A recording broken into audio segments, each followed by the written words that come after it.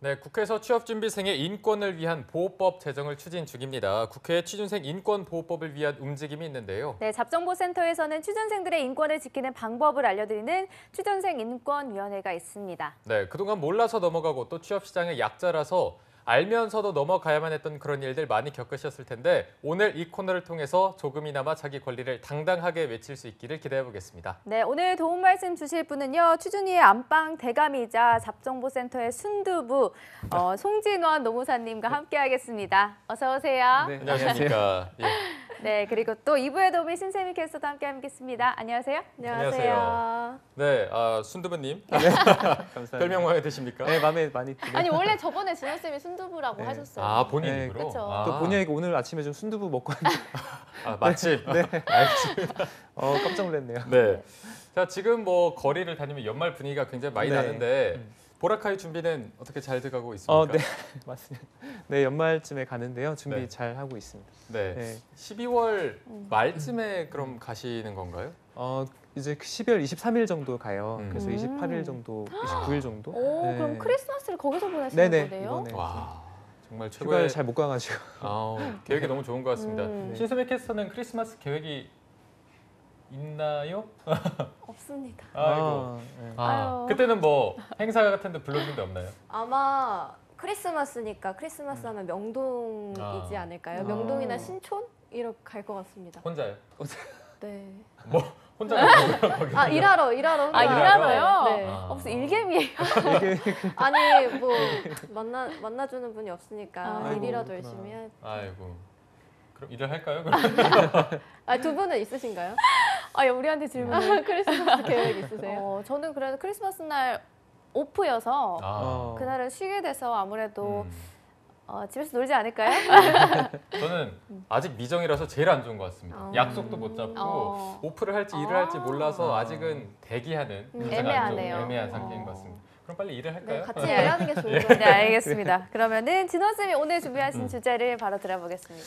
네, 지난달 일이죠. 여러분들이 이제 취업 준비하면서 요즘 많은 분들이 반도체 회사에 대해서 관심 많으신데요. 지금 반도체 회사는 물론 슈퍼사이클이라는 지금 호황적인 부분도 있지만 오늘 주제에 대해서 좀 다뤄보고자 합니다. 오늘은 네.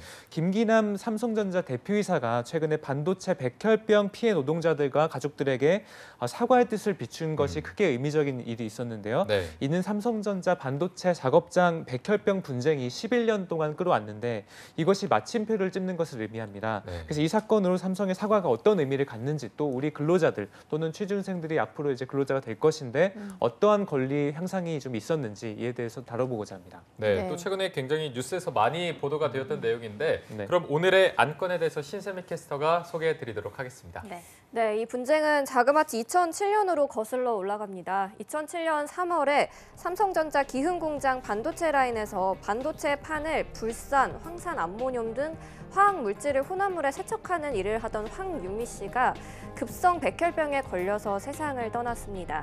그해 6월에 황 씨 아버지가 근로복지공단에 삼성 반도체에 근무하면서 내 딸이 병에 걸렸으니 유족에게 보험금을 지급하라며 산업재해 신청을 합니다.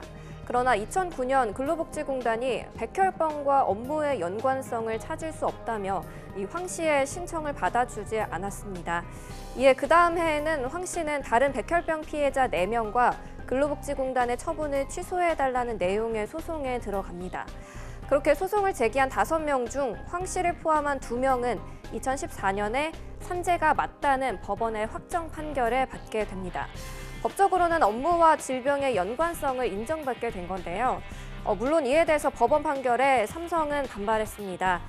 이에 삼성 백혈병 문제 이미 해결이 된 게 아닌가 하면서 의아하신 분들도 꽤 계셨을 것 같은데 황 씨를 비롯한 수많은 피해자들이 속한 대책위원회인 반올림은 삼성의 진정성 있는 사과와 또 배제 없는 보상, 재발 방지 대책 등 3대 요구에 그 수많은 협상을 했음에도 재발 방지 대책을 제외하고는 삼성과 입장차를 좁히지 못했습니다. 이에 삼성과 싸움을 계속해서 이어나가고 있는데요. 따라서 오늘 취준생 인권위원회 안건으로는 삼성 반도체 백혈병 사과 및 지원, 근로자 권리 확대의 신호탄이 될 수 있을까입니다. 네, 안건 소개 감사드립니다. 저도 또한 이번 삼성의 사과가 없었다면 이 문제가 이미 해결됐다고 알고 있었는데요. 네. 대부분 사람들이 이렇게 알고 있는 이유가 뭘까요? 네, 그 이유는 재발 방지 대책에 대한 합의가 없었기 때문입니다.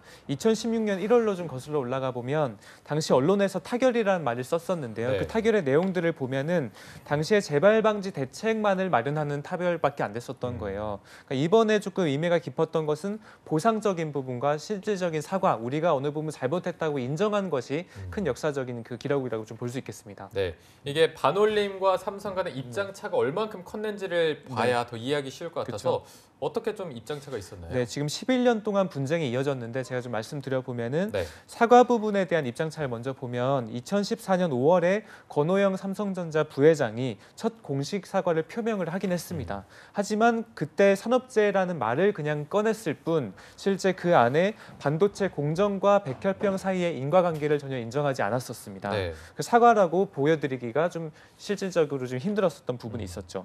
보상 부분도 좀 같이 보게 되면 같은 해에 입장차를 줄이고자 조정위원회가 나타났었는데요. 조정위원회에서 2015년에 1,000억 원 그리고 1,000억 원 규모의 공익법인을 설립을 하고 난소암, 희귀암 등 백혈병을 비롯해서 한 12개 정도의 종을 보상 범위로 잡아라라고 이제 권고를 줬었는데 삼성이 이를 거부했었습니다. 그러니까 보상에 대한 것은 거부를 했던 것이죠. 네. 그래서 반올림이란 이 지금 그룹 단체가 그런 걸 계속 보장을 해달라고 좀 했었는데 이런 부분을 제외하고 반올림 외에 일부 유가족, 가족대책위원회 등 1,100여 명을 대상으로 자체 보상을 그냥 시도를 했었던 적이 있었습니다. 그러니까 공식적인 보상이 아니라 일반적인 조그만 이제 그룹별로 보상을 나눠서 했던 것이죠. 그래서 배제 없는 보상을 요구를 하는 그 반올림의 요구사항이 2015년 말부터 지난해 7월까지 1,000여일간 천막 농성을 하게 된 계기가 좀 있었습니다. 네. 그러면은 삼성전자가 이제 인정을 하면서 합의가 타결됐는데 이번 사과에 있어서 삼성전자와 반올림의 입장차는 어떤가요? 네, 그래서 이번에는 사과를 했다는 것에서 의미가 좀 있고 보상이 이루어졌다는 부분에서 의미가 있었습니다. 그 부분 좀 나눠보자면 일단은 사과적인 부분은 지금 현재 삼성전자의 그 이제 김기난 대표가 삼성전자는 과거 반도체 및 LCD 사업장에서 건강 유해인자 관리를 철저하게 못했다라고 명확하게 지금 얘기를 했고요.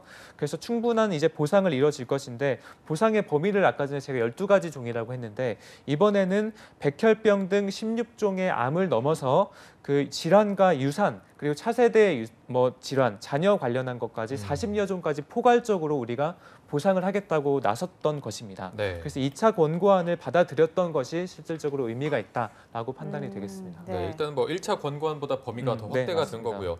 뭐 사실 삼성전자뿐 아니라 다른 기업, 뭐 직업 현장에서도 이런 일들이 많이 있어서 그동안 기업들이 이런 일이 일어나면 모르쇠로 많이 대처를 했었는데 네. 그런 부분에 있어서 삼성전자의 이번 조치가 약간 의미가 있지 않나 해서 송 쌤의 네. 의견을 좀 듣고 싶습니다. 그렇죠. 이번에 그래서 아까 말씀하신 대로 이렇게 질질 끌 사안이 아니었어요. 왜냐하면 사실 충분히 지금 계속적으로 인원수를 제가 좀 말씀드려 보면은 네. 반올림에만 320여 명의 노동자들이 삼성전자 그 이제 반도체 쪽 노동자들이 직업병 의심 사례가 접수가 됐었고 충격적인 것은 그 중에 118명의 근로자분들이 이미 돌아가셨습니다.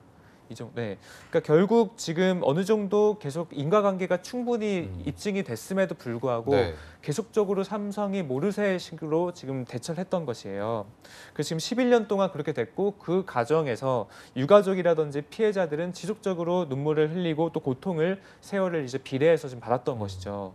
삼성이 지속적으로 지금 이렇게 일방적인 소통 방식을 이루어졌다는 것에서 분명히 사과가 맞긴 하지만 조금 세월이 좀 안타깝다, 좀 유감의 의식을 좀 표할 수밖에 없는 상황입니다. 네. 그래서 이것들을 이제 봤을 때 앞으로 어떤 거를 해야 될지 그것이 좀 더 중요하다고 볼 수 있겠습니다.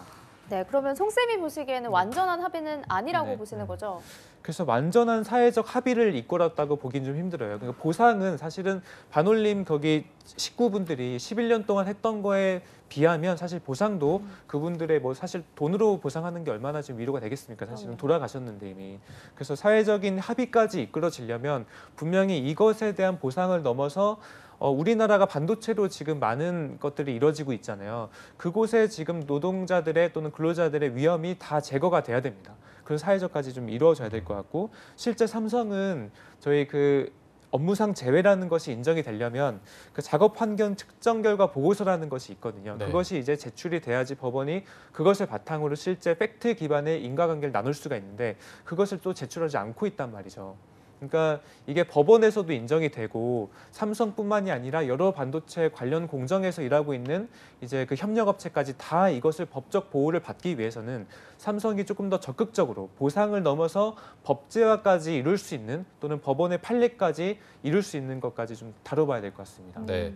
어쨌든 뭐 삼성이 큰 변화를 이끌어낸 게 맞긴 하지만 다른 기업들도 이 산업재해에 대해서 사각지대가 굉장히 많거든요. 이 그쵸. 부분을 포함해서 네. 진호쌤의 촌철살인 한마디 듣고 마무리를 좀 해보도록 네, 하겠습니다. 그래서 지금 이제 다른 계열사들은 이런 사각지대에 좀 밀려 있어요. 그래서 제가 아까 전에 뉴스를 오늘 아침에 보니까 실제 이제 삼성전자랑 그 삼성 SDI 반도체 라인에 있는 분들에 한해서 보상이 이루어져 왔는데 다행인 것은 삼성전 그 반도체 라인 외에 근로자까지도 보상이 이루어졌다고 지금 합의가 지금 나왔던 것이 있거든요.